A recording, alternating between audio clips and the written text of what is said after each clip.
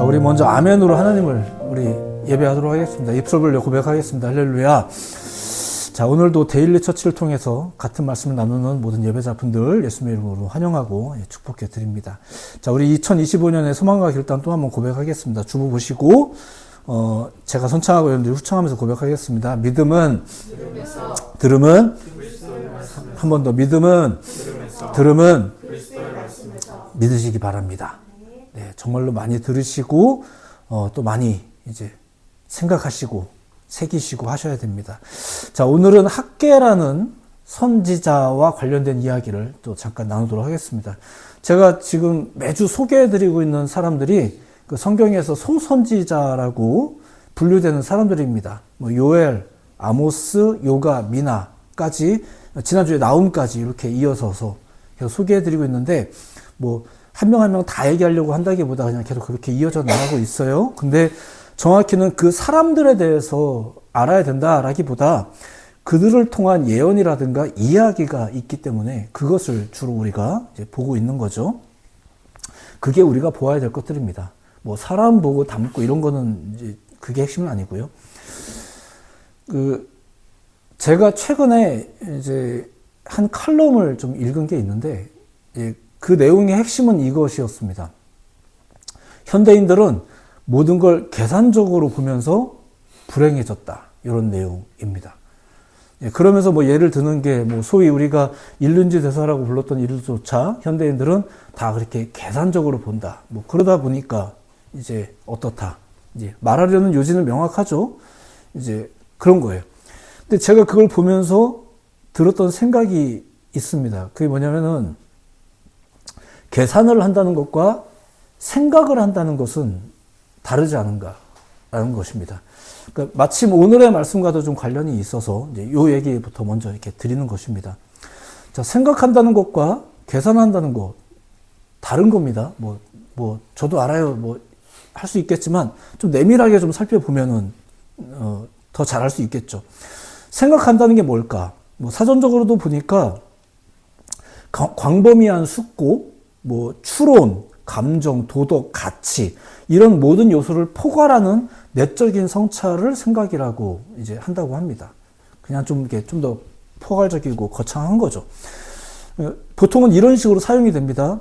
네 행동이 다른 사람에게 미칠 영향을 생각해봐. 뭐 이런 것들.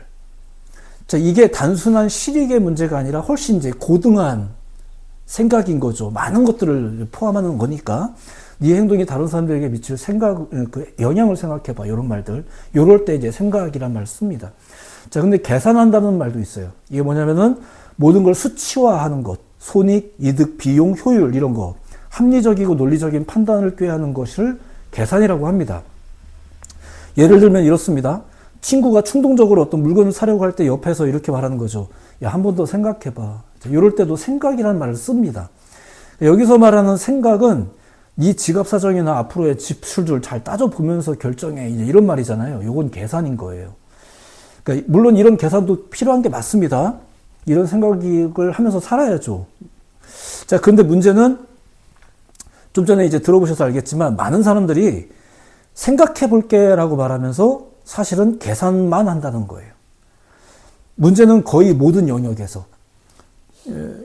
몇 번 말씀드리겠지만 계산이 잘못된 건 아닙니다. 계산이라는 게 뭐 불필요한 거 아닙니다. 다만 거의 모든 영역에서 계산만 하는 경우가 이제 있죠. 그걸 지적하는 어떤 칼럼의 내용을 이제 읽어본 거죠. 그런데 본인은 어떻게 생각해요? 내가 생각이 많다고 생각을 하는 거예요. 내가 생각이 너무 많다. 다시 말씀드리지만 계산한다는 것 자체가 뭐 불필요한 일이라는 건 아닙니다. 계산한다는 것은 지적 존재들이 하는 굉장히 어떤 고등하고 탁월한 능력입니다. 잘만 활용하면 굉장히 유익하죠. 우리를 대신해 줄 수 있는, 우리를 대신해서 계산해 줄 수 있는 첨단 장비들을 이용하는 것도 나쁘지 않아요. 다만 생각이라는 건, 실제로 생각이라는 것은 그 모든 계산을 아우르는 그런 거겠죠. 제가 갑자기 궁금해서 AI한테 물어봤어요. AI는 너는 생각이라는 걸 하냐 이렇게 물어봤더니 이렇게 대답을 하더라고요. AI 사고라는 것은 주어진 목표를 달성하기 위한 효율적인 계산 및 모방입니다. 다만 그것이 뭐 위크 AI냐 스트롱 AI냐 이 차이가 있을 뿐입니다. 이렇게 야 AI가 양심이 있어요. 그래서 그 생각을 할 줄 압니다. 이 말은 안 하더라고요. 그 계산은 나쁜 게 아닙니다. 다만 모든 것을 계산만 하는 것은 이제 고민을 해봐야 될 문제라는 거죠. 때로는 정말로 생각해 봐야 될 것들, 정말로 깊은 통찰이 필요한 것들까지도 때로는 계산만 해보면서 그리고 계산과 안 맞아서 이제 선택하고 이런 일들이 결정하고 하는 일들이 있지 않은가. 계산과 안 맞아도 그렇게 하기로 결정해야 되는 것들도 우리의 삶에는 굉장히 많거든요. 계산상에는 안 맞는데. 바로 그런 내용이 오늘 우리가 보려고 하는 이 학개서에 잘 소개가 되어 있습니다. 이제 오늘 그 이야기를 잠깐 보려고 하는 겁니다. 자, 당연히 이제 당시의 상황에 대해서도 잠깐 먼저 보도록 하겠습니다. 우리가 1차 포로귀환이라는 거 그래도 이제 교회에서 조금씩 듣는 이야기들이잖아요. 성경에 보면 그런 이야기가 있어요. 남유다가 바벨론에게 망했다가 또 그 바벨론이 페르시아, 이후에는 바사 제국이라고 불리지만 그 페르시아에게 또 망합니다. 자, 그러다가 그 바사 제국의 왕이었던 그 고레스가 이제 유대인들이 본토로 돌아갈 수 있는 이제 기회를 허락해 준 거죠. 그러니까 무조건 유대인들은 다 돌아가 이렇게 한 게 아니라 가고 싶은 사람 가 이렇게 자유를 준 거예요. 그게 그렇게 해서 돌아간 사람들, 이걸 이제 1차 포로귀환이라고 합니다. 그들이 돌아가서 가장 먼저 해야 될 게 뭐였냐? 그게 이제 성전 재건이었습니다. 이거는 실제로 그 고레스 왕이 유대인들을 돌려보내면서 명령했던 일이기도 했었어요. 그러니까 명목적인 이유는 너희 가서 이거 꼭 해. 이게 왕의 명령이죠. 그게 이제 그들의 성전 재건이었습니다. 그런데 이제 이게 신앙의 사람들에게 볼 때는 성전을 재건하는 게 그들에게도 굉장히 중요한 일이잖아요. 그러니까 이런 경우가 보통 이제 우리가 말하는 하나님이 섭리하셨다 이렇게 말하는 거예요. 내가 원하는 것과 하나님의 뜻이 뭔가 이렇게 아다리가 잘 맞는 느낌. 우리 이런 걸 보통 이제 우리도 막 바라잖아요. 이런 겁니다. 이제 그렇게 불릴만 하죠. 그래서 1차 포로귀환 때 꽤 많은 사람들이 따라 나선 거예요. 자, 그런데 이제부터 보도록 하겠습니다. 그 고레스 왕이 앞서 말씀드렸지만 무조건 유대인들은 다 돌아가라고 말한 게 아니라 돌아갈 자유를 선포한 거예요. 학자들에 따르면 당시 바벨론에게 잡혀갔을 때 유대인의 숫자가 대략 200만 명이었다고 합니다. 그리고 그 이후에 거의 한 70년이 지났거든요. 더 많아졌는지 적어졌는지는 뭐 굳이 언급하지 않더라도 자, 그런데 1차 포로기환 때 돌아간 사람들은 한 5만 명입니다. 숫자 5만은 적은 숫자가 아니지만 200만 명 중에 5만 명 이러면 또 그렇게 별 많아 보이진 않습니다. 자, 그러니까 나름 이 5만 명은 믿음이 좋구나, 혹은 이전에 기억이 있구나, 나는 꼭 본토로 돌아가고 싶구나, 이런 여러 가지 정서가 남아있는 사람들인 거예요.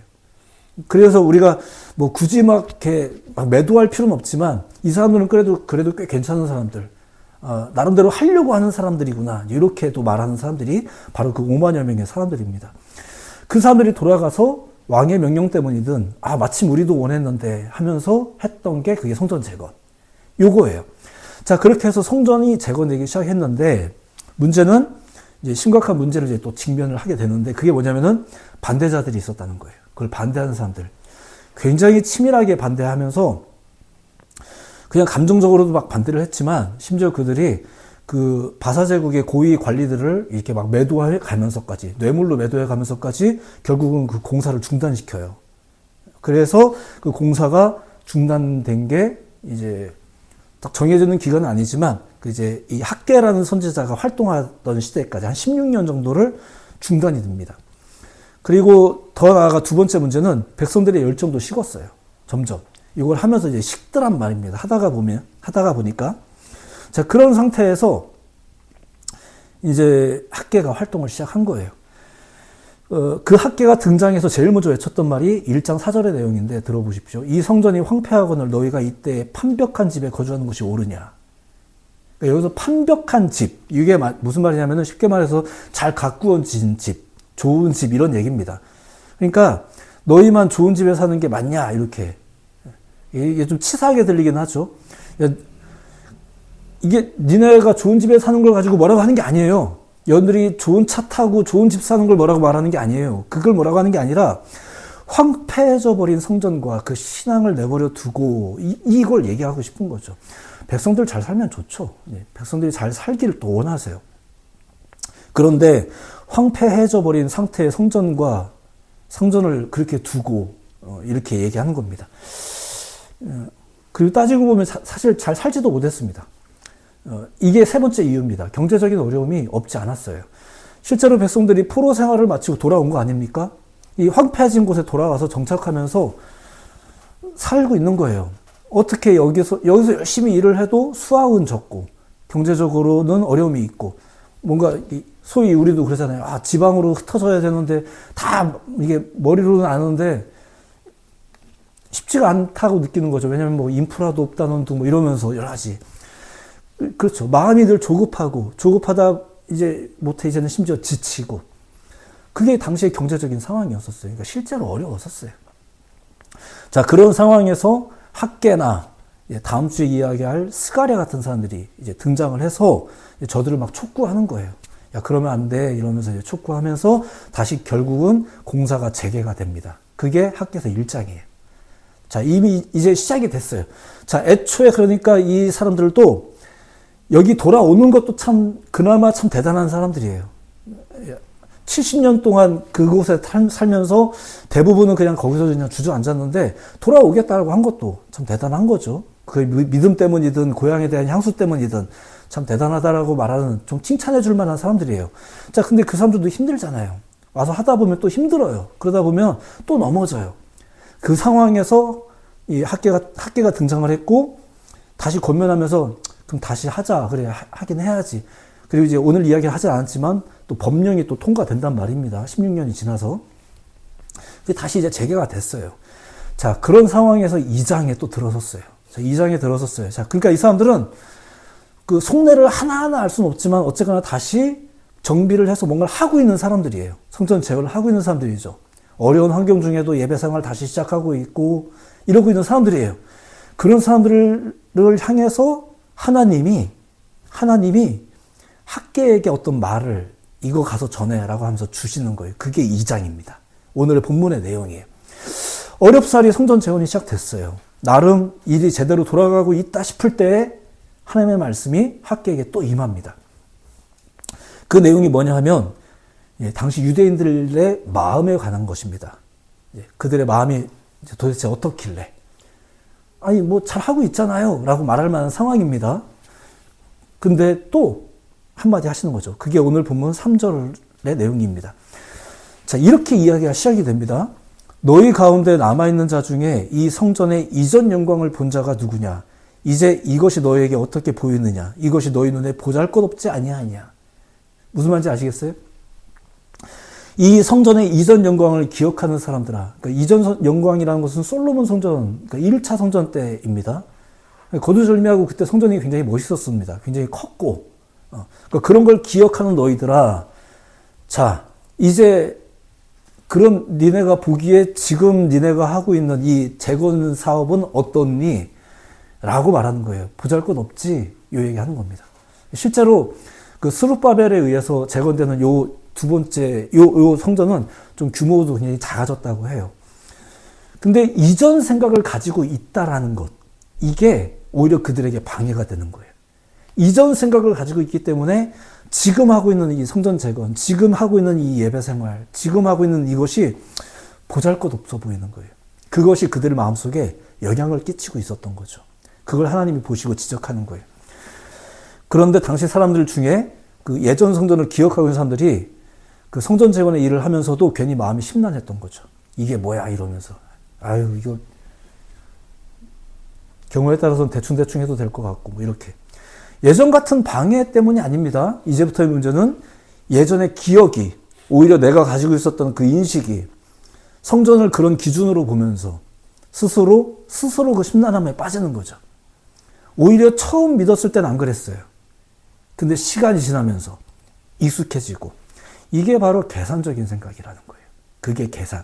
나도 모르게 내가 거기에 길들여지고, 나도 모르게 익숙해져 있고, 나도 모르게 내가 생각을 하는 거예요.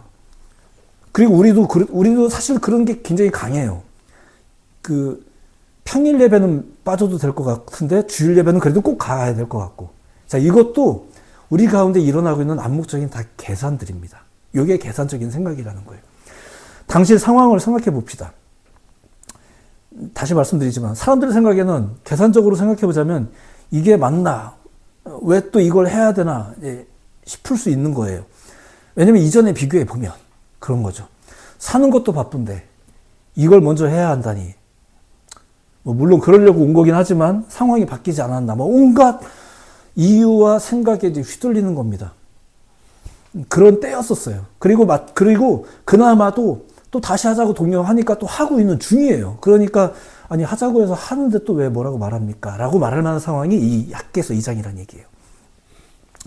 그들은 그런 생각에 사로잡혀서 뭔가는 돌아가고 있어요. 지금 뭔가는 돌아가고 있는데 그냥 굳이 내버려둬도 되는데 하나님이 다시 한번 얘기하시는 게 이 학개서 2장이라는 얘기예요. 그걸 아시는 거죠. 그들의 마음을 아시는 거예요. 그래서 하나님이 학개에게 임하셔서 그 말씀을 굳이 하는 겁니다. 그래서 2장의 내용을 보면 이거죠. 공사를 중단한 사람들에게 하는 독려가 아니에요. 그건 1장이고요. 중단된 공사를 다시 하자고 독려하는 건 1장이었던 거고요.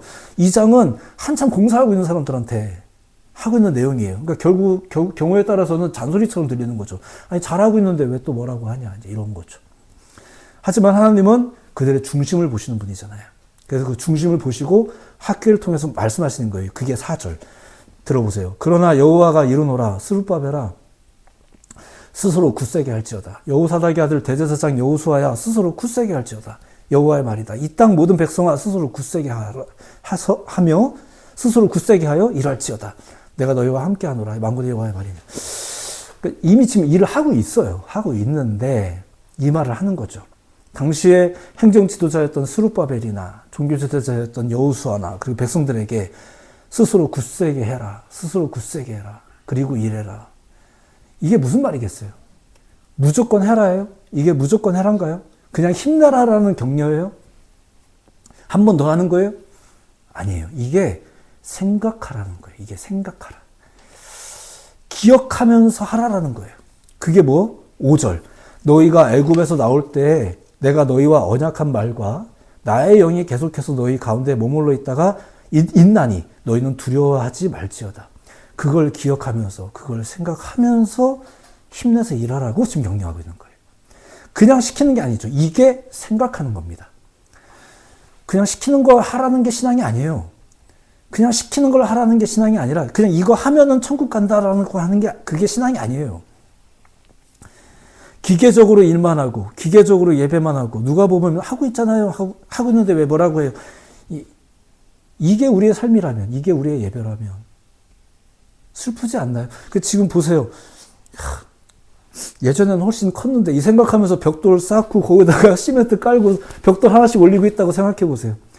그거를 하고 공부를 하고 있는데 저거 내가 시켜서 하고 있구나 이런 마음이 든다고 생각해 보세요. 어떻겠어요? 일은 하고 있어요. 오늘도 출근해서 막 일을 하고 있어요. 근데 저거 안 할 수 없어서 왔구나. 억지로 왔구나. 이런 느낌이 든다고 생각해 보세요. 어떻겠어요? 슬프지 않나요? 모두가 다 슬프지 않나요? 계산해보니 안 할 수는 없고 그래서 출근하고 계산해보니 계산을 해보면 아이를 안 낳는 게 좋을 것 같은데 이제 결혼도 그렇고 회사도 그렇고 신앙생활도 그렇고 다 계산하는 능력은 대단히 유익한 거지만 계산만 하면 슬퍼집니다. 그럼 뭘 해야 될까? 뭘 해야 될까? 더 높은 가치를 생각을 해야죠. 더 높은 가치를 생각을 하는 거예요. 이건 아닌데 싶으면서도 우리가 그걸 판단할 때는 아마 그것이 단발적인 계산 때문은 아닐 거예요. 아마 더 많은 가치를 생각하는 거겠죠. 네. 지금 학개는 백성들의 모습을 보면서 그걸 권면하고 있는 거예요. 그리고 그걸 보는 거죠. 다시 말씀드리지만 당시 사람들 지금 열심히 성전 재건하고 있는 중입니다. 하라고 해서 또 우리도 동의했기 때문에 여기까지 온 거잖아요. 그래서 하고 있는 겁니다. 근데 중요한 건 하나님이 보실 때 그런 거죠. 어떤 표정으로 하고 있냐 이거죠. 어떤 마음으로 하고 있냐 이거죠. 그걸 보는 거예요. 나름 힘내서 뭐 해야 하죠. 잘하고 있어 보입니다. 그런데 그들의 표정, 그들의 손짓, 그들의 마음을 아시는 하나님이 다시금 저들의 마음을 격려하는 거예요, 격려. 근데 여기서 한 가지가 더 있습니다. 자, 계산해서 할 게 아니라 좀 생각해가면서 하자라고 말하는 것 이상으로 한 가지가 더 있어요. 4절에 이런 말이 계속 반복되죠. 스스로 굳세게 하여 일할지어다, 이 말을 계속 하면서 그 말씀 사이사이에 이런 말이 등장하죠. 여호와의 말이니라. 내가 너희와 함께 하노라, 만군의 여호와의 말이니라. 자, 상황에 대해서 꽤 길게 설명을 했지만 성경이 가진 교훈의 본질은 늘 이렇게 귀결이 됩니다. 하나님의 말씀이니까. 하나님의 말씀대로. 이게 계속해서 성경이 우리에게 주는 교훈의 본질입니다. 솔직히 말하면 하나님의 말씀이라고 해도 의심스러울 때가 있죠. 이게 정말 맞는 거야? 그러니까 우리가 생각해 보니까 우리의 계산에 따르면 그렇다는 거죠. 하지만 신앙이, 성경이 우리에게 궁극적으로 가르치는 교훈이 뭐라고요? 하나님의 말씀대로. 이거예요. 지금 학계는 1차적으로 그냥 막 할 게 아니라 이게 계산해 보니까 해야 된다가 아니라 좀 생각하면서 일하자, 이렇게 말하고 있는 겁니다. 1차적으로는. 근데 그 이상이 더 있는 거죠. 하나님의 말씀이야. 하나님의 말씀이야. 지금 우리는 그 말씀대로 힘내서 일해야 돼. 지난 역사를 생각해봐. 그거 기억해야 돼. 그리고 우리 감사하면서 일하자. 이렇게 권면하고 있다는 얘기예요. 오늘의 말씀의 핵심은 이렇습니다. 이게 다 했어요. 그 세 가지가 이렇게 덩어리가 있죠. 계산대로 사는 게 있고요. 생각대로 사는 게 있고요. 더 나아가 말씀대로 사는 게 있습니다. 그러니까 이걸 굳이 뭐 이렇게 단계로 말할 건 아니겠지만 하나하나가 다 귀합니다. 계산도 귀한 거고요. 근데 신앙에 있어서 나름 궁극적인 질문이 이거라는, 우리에게 던져지는 게 그거라는 거죠. 주는 교훈이 그렇다는 거죠. 하나님의 말씀대로 살아야 됩니다. 물론 우리는 거기다 또 질문할 수 있어요. 왜요? 왜 그래야 되나요? 네, 필요한 질문이고요. 그리고 때로는 필요한 답변이 또 우리에게 있습니다. 나름대로 신앙의 좀 본질적인, 궁극적인 질문이라고 하는 게 하나가 있어요. 그게 뭐냐면은 이런 겁니다. 하나님은 애초에 왜 선악과를 만드셨나? 많은 사람들이 궁금해해요. 많은 사람들이 궁금해하고 또 많은 사람들이 열심히 답을 하고 있습니다. 마치 사랑이 뭐냐라는 질문만큼이나 온갖 의견과 논리와 그런 것이 난무하는 질문과 답변입니다. 그게 이제 하나님은 왜 애초에 선악과를 만드셨나? 그래서 좀 비겁하게 들리시겠지만 굳이 답을 하진 않겠습니다. 언급하진 않을게요. 다만 이런 생각은 해봅니다. 애초에 이 질문 자체가 너무 계산적이지 않은가? 애초에 이 질문을 왜 하는 걸까? 아마 거기 쪽에도 답이 있지 않을까? 제가 사역하면서 성경에 관해 혹은 신앙생활에 관해서 많은 질문을 받습니다. 물론 저는 모든 걸 다 알지 못하기 때문에 다 답을 말할 수 있는 그런 사람은 아니지만 나름대로 성경적인 답변을 드리기 위해서 애를 쓰긴 합니다. 그런데 제가 그 답을 할 때 나름대로 답을 할 때 제가 가장 많이 살피는 건 그 질문하는 분의 눈이에요. 그 질문하는 분이 무슨 마음으로 왜 저런 질문을 하는 것일까? 이걸 봐요. 어떤 아이가 저한테 찾아와서 만약에 목사님 닭이 먼저예요? 달걀이 먼저예요? 라고 묻는다면 저는 별로 고민하지 않고 말할 겁니다. 닭이 먼저란다. 하나님이 알 만들어 놓고 부화되기를 기다린 게 아니잖아? 이러면서 제가 나름대로의 논리를 가지고 그 아이에게 설명을 할 거예요. 그리고 그 아이의 생각을 선도하려고 노력을 하겠죠. 자, 그런데 만약에 어떤 젊은이가 찾아와서 똑같은 질문을 저에게 한다면 저는 아마도 그 의중을 더 살필 겁니다. 그리고 아마도 이렇게 말하겠죠. 생각해봐. 잘 생각해봐. 뭐 필요하다면, 그게 정보가 없어서라면 답을 하겠지만, 저는 이제 그 의중이 더 궁금할 것 같아요. 왜 질문을 한 걸까? 생각해보라고 그냥 말하고, 논쟁을 피하는 거죠. 논쟁 자체가 목적이라면 밤새 할 수 있겠지만, 그게 아니니까, 잘 생각해봐. 그냥 잘 믿어. 그냥 와. 이렇게 하고 마는 거예요. 그게 다른 것 때문에 그런 게 아닙니다. 그냥 아무 생각 없이 기계적으로 예배하라는 뜻이 아니에요. 그냥 말씀대로 성경에 나와 있으니까 지켜, 목사의 말에 충성해, 이게 아니란 얘기예요. 물론 궁극적으로는 우리에게 주는 교훈이라는 게 있습니다만 오늘날 많은 사람들은 성경의 교훈이, 성경의 이야기가 종국적으로 그 하나님의 말씀이 이 세상을 살아가는데 잘 맞지 않는 퍼즐이라고 생각을 하는 것 같아요. 네. 그러니까 계산을 하고 답을 내려보는 거죠. 답을 내려보니까 어때요? 잘 맞아요? 안 맞아 보이는 거죠? 안 맞죠? 안 맞습니다. 안 맞습니다. 예, 성경에도 누차 얘기했습니다. 안 맞는다고. 안 맞는다고. 그러면 성전 못 짓는 거예요. 그러면 성전 못 짓죠. 설령 시켜서 억지로 하더라도 벽돌 쌓으면서 계속 심란한 거예요. 이거 언제까지 해야 되나부터 해서 시간만 가길 바라죠. 빨리 퇴근하길 바라고. 예, 그렇게 되는 거죠. 그런 예배, 그런 삶, 그런 출근, 예, 그런 마음을 하나님이 안타까워하시는 거예요. 하나님은 우리가 정말로 기쁨으로 여러분의 삶을, 자신의 예배를 드리며 살아가길 원하십니다. 여러분의 이기심을 응원하는 게 아니에요. 여러분의 본질을 응원하는 거지. 그러니까 우리가 스스로도 우리가 자부심을 느끼잖아요. 내가 인간이라는 것에 대한 자부심, 내가 민주국가의 일원이라는 것에 대한 자부심, 이런 게 다 있잖아요. 네, 맞습니다. 그 자부심에 빠져 있을 만큼 우리는 참 지금 행복한 시대를 살고 있는 것 같습니다. 풍성한 시대를 살고 있어요. 그런데 우리가 추구해야 될 것이 그것이 다일까? 그러니까 이제 막 계산을 해보면 뭐 이민이 답이다. 이렇게 자꾸 하는 이런 계산법들. 네. 그것이 우리의 삶을 주도한다는 것은 좀 슬픈 일인 거죠. 물론 그 계산이 맞을 수는 있어요. 계산을 비하하는 건 아니에요. 그게 맞을 수 있죠. 그럼요. 그게 맞을 수 있죠.